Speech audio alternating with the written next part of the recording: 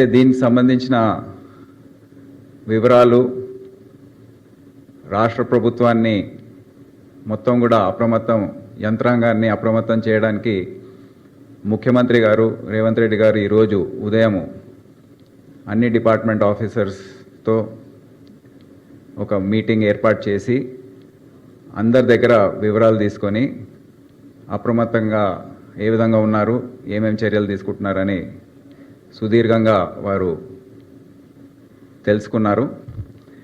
అయితే వారికి ఇవన్నీ కూడా వివరించాము, ఈ డ్రిల్స్ గురించి చెప్పాము. ఈరోజు 4 గంటల నుండి ఇప్పుడు కేవలం 1 గంట మిగిలి ఉంది. సరిగ్గా 4 గంటలకు ICCC ఏదైతే కోఆర్డినేషన్ సెంటర్గా వ్యవహరిస్తుందో ఇక్కడ నుండి ఒక మెసేజ్ ఇవ్వడం జరుగుతుంది. ఈ ప్రాంతం మొత్తం GHMC ప్రాంతంలో అక్కడ సైరన్స్ మోగుతాయి. అంటే వార్ సైరన్స్ అనేది దాదాపు 55 సంవత్సరాల తర్వాత దాని వాడకం అనేది ఇప్పుడు అవసరం పడింది కనుక అవి సరి అయిన స్థాయిలో అందుబాటులో లేనందువల్ల police patrol vehicles, traffic mobiles, industrial sirens ఏవైతే అందుబాటులో ఉన్నాయో అన్నీ కూడా ప్రతి జంక్షన్లో వారిని స్టేషన్ చేసి 2 నిమిషాల పాటు ఈ సైరన్ అనేది మోగుతుంది. ఈ సైరన్ మోగిన సందర్భంలో ప్రజలు ఏ విధంగా వ్యవహరించాలి అనేది వారిని కొద్దిగా మెంటల్గా, మానసికంగా ఈ సన్నాహక చర్య అనేది తీసుకోవడం అనేది దీని ఉద్దేశం. ఈ సైరన్ మోగినప్పుడు ప్రజలందరికీ విజ్ఞప్తి ఏంటంటే ఎవరైతే ఇళ్లల్లో ఉన్నారో వారు ఇళ్లకే పరిమితం కావాలి. ఎవరైతే బయట ఉన్నారో వారి సమీప ప్రాంతంలో ఏదైనా సెల్లర్, షెల్టర్, బిల్డింగ్ ఏదైనా ఉంటే దాంట్లోకి వెళ్ళాలని వారిని మేము మీడియా పరంగా మేము కోరుతా ఉన్నాము. అదే కాకుండా ఎవరైతే వెహికల్స్ పైన ప్రయాణిస్తున్నారో ఎంత వీలైతే అంత వారు వెహికల్స్ ఎక్కడైనా పార్క్ చేసుకొని వారు కూడా అటువంటి ప్రాంతాలకు తరలి వెళ్ళాలని వారిని కూడా కోరడం జరుగుతుంది. ఇది మొదటిసారి కనుక మేము కూడా ఏదో పర్ఫెక్షన్ కోసము ఆశించడం లేదు, ప్రజల్ని అప్రమత్తం చేయడానికే ఈ మొత్తం ఎక్సర్సైజ్ అని అందరికీ తెలియజేస్తున్నాము. 15 నిమిషాల తర్వాత ఇంకో మెసేజ్ ICCC నుండి వెళ్తుంది. దాని తర్వాత ఒక సైనిక చర్య అనేది జరిగింది. 4 ప్రాంతాల్లో ఇటువంటి సంఘటన జరిగిన సందర్భంలో ఈ సివిల్ డిఫెన్స్ పరంగా, ప్రభుత్వ పరంగా ఏవైతే డిపార్ట్మెంట్స్ ఉన్నాయో వారి అప్రమత్తత ఏ విధంగా ఉందో చెక్ చేయడానికి ఈ మాక్ డ్రిల్ 4/15 నుండి 4 ప్రాంతాల్లో జరగబోతుంది. గోల్కొండ నానల్ నగర్ ప్రాంతంలో ఒకటి, కంచన్బాగ్ ప్రాంతంలో ఒకటి, సికింద్రాబాద్ షెనాయ్ హాస్పిటల్ ప్రాంతంలో ఒకటి, 4వది NFC ECL ఆ ప్రాంతంలో ఒకటి. ఈ 4 ప్రాంతాల్లో ఈ మాక్ డ్రిల్స్లో అన్ని డిపార్ట్మెంట్కి సంబంధించిన అధికారులు పాల్గొంటారు. సో ఇవన్నీ కూడా ముఖ్యమంత్రి గారికి వివరించడం జరిగింది. ఈ మాక్ డ్రిల్లో పోలీస్ డిపార్ట్మెంట్ ఏం చేయాలి, ట్రాఫిక్ పోలీస్ ఏం చేయాలి, హెల్త్ డిపార్ట్మెంట్ వారి బాధ్యత ఏంటి, అదే సమయంలో రెవెన్యూ అధికారులు వారి బాధ్యత, రిలీఫ్ కోసం ఏమేం చర్యలు చేపట్టాలి, ఫైర్ డిపార్ట్మెంట్ చెందిన అధికారులు వారి ఫైర్ ఇంజిన్స్ని ఏ విధంగా తరలించాలి అనేది, NDRF, SDRF మరియు ట్రాన్స్పోర్ట్ డిపార్ట్మెంట్స్ వారు ఏమేం చేయాలి అనేది కూడా ఈ మాక్ డ్రిల్స్ ద్వారా వారికి అలవాటు చేయడం, ప్రాక్టీస్ కోసం అనేది చేయడం జరుగుతుంది. అయితే ముఖ్యమంత్రి గారు ఇవన్నీ విన్న తర్వాత వారి కీలకమైన ఆదేశాలు జారీ చేశారు. వచ్చే ఈ రోజు నుండి వచ్చే కొన్ని రోజుల వరకు ఎప్పుడైతే సిచ్యువేషన్ ఎప్పటి వరకైతే కొద్దిగా ఈ విధంగా అప్రమత్తంగా ఉండే అవసరం ఉంటుందో అప్పటి వరకు ప్రభుత్వానికి సంబంధించిన అధికారులందరి లీవ్స్ అన్నీ కూడా క్యాన్సిల్ చేసి వారందరూ కూడా డ్యూటీకి హాజరు కావాలని ఆదేశాలు జారీ చేయడం జరిగింది. అదే కాకుండా ప్రతి డిపార్ట్మెంట్ ఏమేం చర్యలు తీసుకోవాలి, వారి బాధ్యతలు ఏంటనేది వారు స్పష్టంగా ఆదేశాలు ఇచ్చారు. పోలీస్ డిపార్ట్మెంట్ ఇప్పుడున్న సమయంలో వారి ముఖ్యమైన బాధ్యత ఈ ఫేక్ న్యూస్ ఏదైతే చాలామంది ఈరోజు ఉదయం కూడా ఏదో మాక్ డ్రిల్ క్యాన్సిల్ అయ్యింది అని ఒక సమాచారం ఎవరో ఫేక్ న్యూస్ ఫ్లోట్ చేశారు. సో అటువంటి సమాచారం ఎటువంటిది కూడా ప్రజల్లో వెళ్లకుండా అందరూ అప్రమత్తంగా ఉండాలి.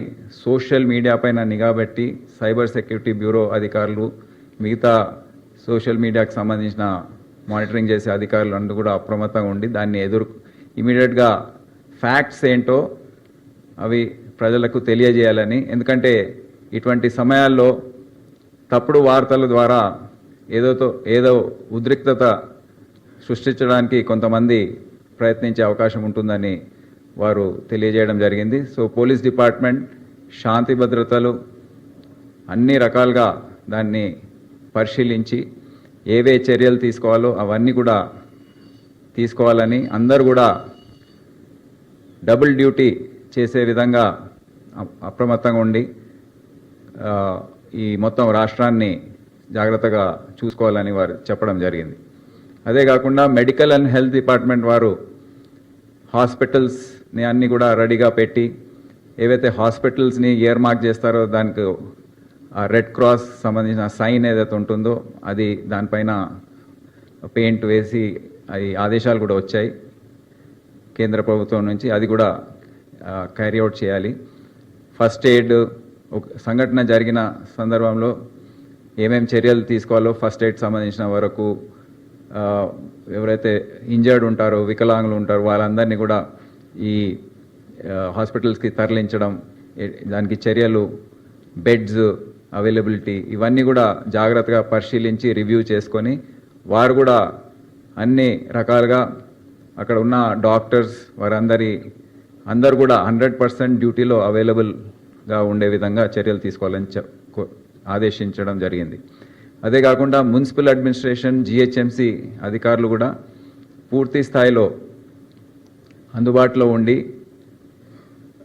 ట్రాన్స్పోర్ట్, రీహాబిలిటేషన్, మిగతా చర్యలు ఏవైతే ఉంటాయో జిహెచ్ఎంసి పరంగా, రెవెన్యూ పరంగా వారు ఏమేమి చర్యలు తీసుకోవాలో అన్నీ కూడా సిద్ధంగా ఉంచి అందుబాటులో ఉంచే విధంగా రివ్యూ చేసుకొని రెడీగా ఉండమని చెప్పడం జరిగింది.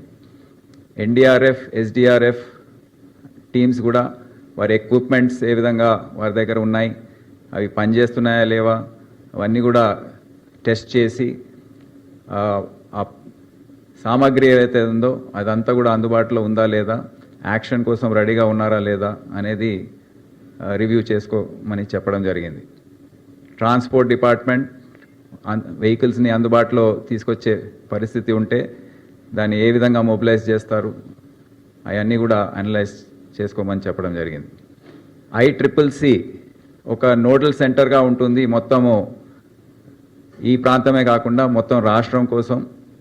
అయితే కీలకమైన ప్రాంతాలు ఏవైతే ఉన్నాయో, సెన్సిటివ్ ఏరియాస్ ఏవైతే ఉన్నాయో అక్కడ ఉన్న CCTVs 100% అవి పనిచేస్తున్నాయా లేవా, పని చేయని పరిస్థితుల్లో రీప్లేస్ చేసి ఎమర్జెన్సీగా దాన్ని రీప్లేస్ చేసి కొత్త కెమెరాస్ కూడా బిగించి అన్ని అటువంటి సెన్సిటివ్ ఏరియాస్, లొకేషన్స్ ఏవైతే ఉన్నాయో అవి అందుబాటులో ఉన్నాయా లేవా, దాన్ని డైరెక్ట్ మనము ICCCలో చూడగలుగుతున్నా లేదా అనేది చెక్ చేసుకొని ఎంత ఖర్చైనా పర్వాలేదు అవన్నీ కూడా పూర్తి స్థాయిలో పనిచేయాలని ఆదేశించడం జరిగింది. సమన్వయం కోసం అన్ని స్థాయిలో, రాష్ట్ర స్థాయిలో అధికారులు ఎవరైతే ఉన్నారో, HODs ఉన్నారు, ప్రిన్సిపల్ సెక్రటరీస్ ఉన్నారు, వాళ్ళందరూ కూడా వారికి తగిన రీతిలో WhatsApp groups, coordination groups form చేసుకొని రాష్ట్ర స్థాయి మరి జిల్లా స్థాయి, మరి mid level officers, police station స్థాయి వరకు ఈ వాట్సాప్ గ్రూప్స్ కానివ్వండి, వేరే కోఆర్డినేషన్ గ్రూప్స్ ఏవైతే ఉంటాయో అన్నీ కూడా పెట్టుకొని పూర్తి సమన్వయంతో అందరూ పనిచేయాలని, ప్లస్ ఒకరి ఏదైనా ఆలోచన వస్తే అది తక్షణమే ఈ గ్రూప్స్లో అందరితో షేర్ చేసుకొని అందరూ ఒక కోఆర్డినేటెడ్ రీతిలో ఈ చర్యలు తీసుకోవాలని చెప్పడం జరిగింది. అదే కాకుండా వైటల్ ఇన్స్టలేషన్స్ ఏవైతే ఉన్నాయో, ముఖ్యమైన సంస్థలు ఏవైతే ఉన్నాయో అవన్నిటి దగ్గర పెట్రోలింగ్ పెంచి భద్రత చర్యలు ఏవైతే ఉన్నాయో అవి పెంచాలని చెప్పారు. ఫారెన్ ఎంబసీస్, కౌన్సిలేట్స్ ఏవైతే ఉన్నాయో మన నగరంలో కానివ్వండి, జిహెచ్ఎంసీ ప్రాంతంలో, రాష్ట్రంలో, అవన్నీ కూడా జాగ్రత్తగా అక్కడ పెట్రోలింగ్ పెంచుకుంటూ అప్రమత్తంగా ఉండాలని చెప్పడం జరిగింది. అయితే మొత్తం భద్రతా దళాలు ఏవైతే ఉన్నాయో వారికి సంఘీభావం తెలుపుతూ రేపు ఒక ర్యాలీని ఏర్పాటు చేయాలని నిర్ణయించడం జరిగింది. దాంట్లో ప్రభుత్వానికి సంబంధించిన అధికారులందరూ కూడా, అంటే అన్ని groups representatives, police, uniform forces, fire, civilian departments, all departments, medical, health, transport, అందరు కూడా వారి రిప్రజెంటేటివ్ సెక్రటేరియట్ నుండి సాయంత్రం 6 గంటలకు ఒక ర్యాలీగా బయలుదేరి నెక్లెస్ రోటరీ వరకు ఒక ర్యాలీగా వెళ్ళి మన భద్రతా దళాలకు సంఘీభావం తెలియజేస్తూ తీవ్రవాదానికి వ్యతిరేకంగా సంఘీభావ ర్యాలీ అనే పేరు పైన rally of solidarity against terrorism, ఈ ర్యాలీని రేపు సాయంత్రం ఏర్పాటు చేస్తున్నాం. దాంట్లో ముఖ్యమంత్రి గారు, ఇతర మంత్రివర్యులు, డిప్యూటీ సీఎం గారు పాల్గొంటారు. సో